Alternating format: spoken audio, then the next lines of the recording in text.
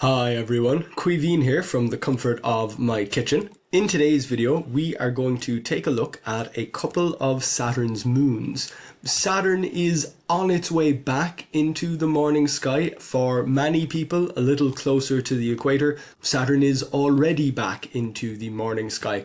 But I think this early in May, Saturn is still just barely out of view for us. We'll bring the sun back up and get rid of the atmosphere just to see how close we are. Pretty close. Saturn is quite far from the sun here. It's definitely quite close to being in a position where we would be able to see it. But the sun is still just a little bit too bright.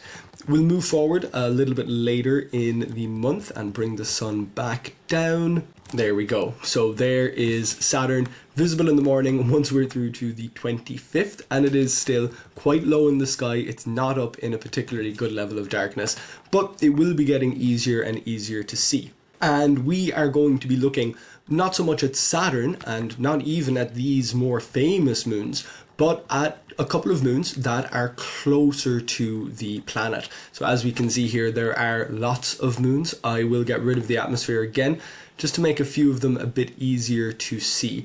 Some of these moons are almost an afterthought when people take a look at Saturn through a telescope. Titan is always a target, and people may look for some of the other larger moons like Rhea, Dione, Tethys, Enceladus, of course, with its icy shell, is a very popular target at the moment. The further out moons, Iapetus and Hyperion. Iapetus is a potential target. Hyperion is very, very small and difficult to see. But the moons that are practically within Saturn's rings, we can see Janus and Epimetheus here. Those will be our targets today. Prometheus, connected of course to Epimetheus, is just hidden around the back. But these smaller moons, we can see them here in Stellarium thanks to the labels, but with those labels removed, many of these moons are invisible to most telescopes. Even if we take much, much closer looks, those moons are so small, they don't show up without help from the software that we're using. And of course, backlit by Saturn, these tiny little rocks, these moons that are smaller to Saturn are really comparable to small asteroids, more so than a moon like ours. We can see Enceladus there, 116 kilometers in diameter, and 116 kilometers would be a reasonably sized island, but not a very big moon. There are so many moons orbiting Saturn here. They have some interesting relationships. Some moons are in harmony with other moons orbiting Saturn 3 or 4 times for every 1 or 2 orbit of the outside larger moon that is influencing them. But some of the moons quite close to each other influence each other as well. And Janus and Epimetheus are a pair of moons that have an interesting relationship. So what we're going to do is head to Saturn, and more specifically to Janus or Epimetheus. I think we'll go with Janus. Thankfully, Stellarium's location window allows us to journey to locations other than the Earth. So let's see if Janus comes up. There we go. So this is Saturn's moon, Janus. We're going to go pretty close to the equator and see what we can see. We are looking out into space. We're looking into the southern hemisphere here by the looks of it. We're pretty close to the equator of Janus, so that makes sense. We can see some of Saturn's other moons already and a great view of the Milky Way. There's the sun. There's Saturn's ring. That's not an artifact of Stellarium. That is the ring of Saturn, and we can see several of the other moons out there. But we're looking for one moon in particular. We'll move through a little bit of time just to check out the view here. The ring's doing very interesting things when you're practically inside of them. And there is Epimetheus. And Epimetheus is what we want to look at from Janus. This is going to take a while, about 4 years, 4 to 8 years. We'll see how far through the cycle we decide to go. I'm going to get rid of the ground here as well, which doesn't get rid of Saturn, so Saturn is going to get in the way for some of this. But we're going to zoom in here on Epimetheus. We have to zoom through the rings at the moment, but we're getting a much better view of Epimetheus now that we are closer to it, so much closer to it in our position here on Janus. If I start moving through time, we can see Of course, some very interesting things visually. We're now behind Saturn, looking at its nighttime side relative to the sun. But there is Epimetheus, just on the other side of the rings from us. And it looks like, yes, it looks like Epimetheus is getting away from us here. As you can see, it's now behind Saturn. It's on the opposite side of Saturn from Janus. And as we continue to move forward, as I said, this will take about 4 years. So going day by day, it is going to take a little bit of time.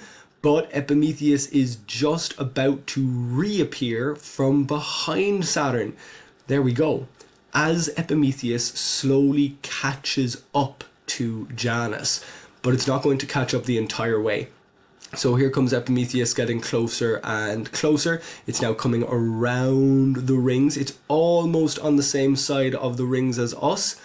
And now it is, so we should be able to zoom in here without the ring getting in the way. Just another moon, my mass getting in the way instead. It looks like we're looking at the nighttime side of Epimetheus, so it doesn't look particularly good there. Or perhaps it is in Saturn's shadow rather than being actually in its own nighttime.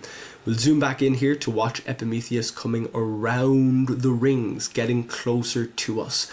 Now, if we take a look over here, it might give the distance, distance from our current location. I think we are still closing. Indeed we are. We can see that distance going down and down as the moon continues to get closer and closer to us, but it will reach a lowest point. It's going to bottom out. There we go. So close. Looking at it here in darkness, of course, it doesn't look amazing, but there's Epimetheus pretty much passing by Janus. And it will do the same thing again. Stretch off around the far side of Saturn and eventually swing around, catching back up. We'll come back to that position where they were very close together, just about here. Seems to be about their lowest, just 1,000 kilometers away. Because we're looking at the nighttime side of Epimetheus here, if you were on Epimetheus, you would be looking at the daytime side of Janus. So let's make a very quick transition here out to Epimetheus. Epimetheus and Prometheus were two brothers in Greek mythology. Prometheus being forethought or thinking ahead, while Epimetheus was afterthought, which is one of the reasons I said these moons are something of an afterthought way back at the beginning of the video. There's Janus, just 1,000 kilometers away. Let me double check that. It is, that is a decimal point. That is just 1,000 a bit more than 1,000 kilometers away, but so close. Very, very, very close together as they just pass by. So these moons, their orbits are very, very close to each other. And having this frame of reference where we're standing on one moon watching the other, we can see it make this kind of pass, coming up close to each other and then falling back away on the other side of the planet. So we can see now, as we continue moving forward, Epimetheus is now rushing away from Janus. Janus is getting further and further away. It will end up on the far side of Saturn. Once it looks like it's almost in the middle of Saturn, once this red target or reticle shows pretty much the center of Saturn around there, we're looking at 302,000 kilometers away. So much further than that closest approach that they just had. They just had that really, really close approach together. So we're going to keep moving forward here. Janus is going to catch up, or Epimetheus is going to catch up to Janus again. Here it is coming around the far side of Saturn, and we can see we're getting closer and closer. All the other moons are really whirling past, of course. Saturn's moons, they can move quite quickly. Very often if you go out on different nights, you'll see the moons in different positions. It looks almost like Janus and Epimetheus are moving slower than they really are, because we're looking at their relative speeds relative to each other. Epimetheus is catching up to Janus, but of course if we were on the Earth, they'd both be going around the moon quite quickly. So here we go, and there is Janus in between Saturn and Epimetheus. That is really, I think a lot of this is interesting, the way that the moons move past each other, the way that they interact. But here they have swapped places. Janus is now inside Epimetheus's orbit around Saturn, whereas the first time we made this alignment, it was the other way around. We were standing on Janus looking at Epimetheus's dark side, and here it is flipped. Now, of course, their positions relative to the sun, the position of the planet relative to the sun, and its equatorial tilt relative to the sun, all of that has changed. So we are seeing a little bit of the light side of Janus there. We can see Saturn's rings still catching that light, but that is different. Of course, we're on moons orbiting a planet orbiting the sun, and we're concerned about how they're orbiting the planet, but how they're lit is going to depend on how this whole system orbits the sun. So it does get a little bit more complicated. Just briefly, right here at the end, we're going to take a look at this from the solar system observer, just to see if we can catch that swap happening a little bit more cleanly, to see if we can see that swap happening just a little bit better. So let's take a look here for Epimetheus, the moon, and here we are. Here is Saturn, and we're going to be zooming in pretty close to see. There we go, and we can see here the great tilt that Saturn has. It's not perfectly flat. Even though we're looking down on the pole of the solar system, we're not actually looking down at the pole of Saturn. Now, the screen may get a little bit cluttered with all of the orbits that are about to come up, but here we go, quite a lot of orbits. Saturn's orbit, and of course the orbits of all of these moons. So there's Epimetheus and Janus really close together. They appear really, really close together here, and of course they are. But as we start moving through time here, we can see them starting to drift apart. I may need to stabilize this view on Saturn just to stop things from looking too crazy. Now, as we move forward, it's still very easy to lose track of Janus and Epimetheus here. So we'll try it like this instead.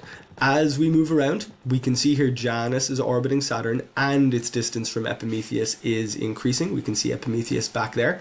As we continue swinging around, it almost looks like Janus is hula hooping Saturn's rings here. There we go, we can see the distance increasing. If we do it by years, just to help it go a little bit faster, because it does take about 4 years for this to happen, we can see as we come back around, there's Janus catching up to Epimetheus again, and we'll come back to going by days, and there they are, very nearly catching up. Anyway, it does of course take a little bit of time, but there we go. And we can see the tilt does make it a little bit tough to see, but these orbits do overlap. One orbit goes above the other or comes outside the other. So we can see there Epimetheus, Janus, is slightly closer to the planet, and then as we go through, or as we come back even, coming back closer towards today, they'll swap around and we'll end up with Janus on the outside of Epimetheus again. So that is what's coming up here. We can see Janus is now on the exterior orbit as it comes around, and that's going to bring it up to the other side of Epimetheus when it finally catches back up again. That's Prometheus. Of course, there's Epimetheus and Prometheus, so watching out for the names here. It's very easy to get those two brothers mistaken.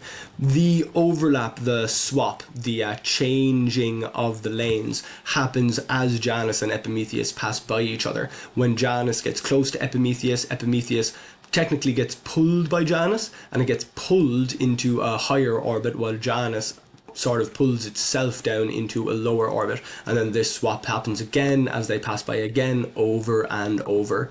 So those are two of Saturn's moons that do something particularly weird. The only objects in the solar system that do this weird thing, this weird overlap of their positions. And they're both small moons. They're difficult to see from here on Earth, but as you have now seen the view from Janus and the view from Epimetheus, those views can be quite impressive. So I hope you enjoyed that view. I hope you enjoyed this view of the strange phenomenon, this strange thing that those moons do. And I hope you enjoyed this video. If you did, please do like it. If you like this kind of content, then please subscribe to my YouTube channel. And if you'd like to read this information written down, you can do so on my website, queebeanscontent.ie. Thank you very much for watching, and hopefully I'll see you back here next time.